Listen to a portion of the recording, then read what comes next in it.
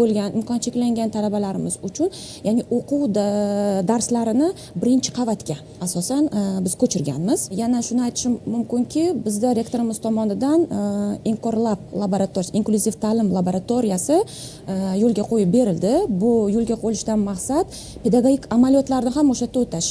Ilm olish uchun biz bu deyishimiz mumkin, lekin masalan haqiqatan ham tahsil olaman deydigan bo'lsa, talaba o'sha imkoniyatlardan to'g'ri foydalana olishi mumkin. Masalan o'sha pedagogik xavfsizlik deymiz, texnik xavfsizlik deymiz, psixologik xavfsizlik deymiz. Bular biz uchun bir hozirgi kunda huquqiy me'yor bo'lib qolyapti-da. O'sha huquqiy me'yorlarni chetlagan holatda ular uchun o'sha mexanizmlarni ishlab chiqishimiz kerak. O'quvchiga shogird. O'sha imkoniyat cheklangan talabamiz hozirgi kunda o'sha Inkorlab laboratoriyamizdan foydalana oladi. Ya'ni o'quvchi qabul qila oladi.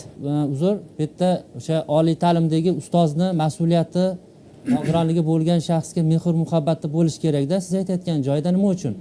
Men bitta narsani g'ururlanib ayta olaman-da. Men o'zim O'zbekiston davlat konservatoriyasida o'qiyotganimda Oliy Majlis Qonunchilik palatasining deputatlari bor, Oydin Abdullayeva. Uchilishida ham dars berganlarda u inson. Uchilishida ham konservatoriyadan dars bergan.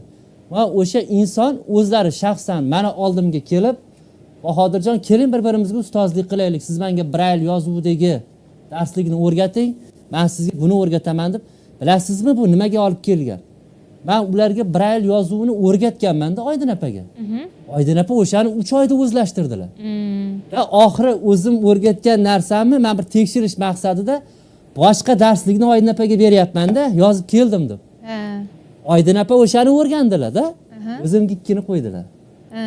Chunki men bir tarafdan xursand bo'lganim, o'rganganlari uchun xursandman-da. Brail yozuvini, o'sha brail yozuvidagi Siz sinab ko'rgansiz. Men sinab qarang. Brail yozuvini ham o'rganyaptilar. Ham brail yozuvidagi musiqa notalarini ham o'rgatdim-da. Mana tayyor mutaxassis. Ertaga ular konservatoriyada men bitiraman-ku. Mendan keyin boshqa talabalar keladi. Uni aldab ko'rishi mumkin-da.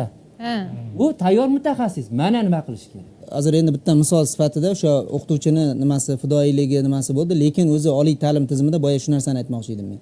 Kipayiga, o'qituvchining kipayiga biz ingliz tilini qo'ydikda, qo'ygan vaqtimizda majbur o'rgandi ingliz tilini. O'qituvchilar majbur bo'ldi o'rganishga.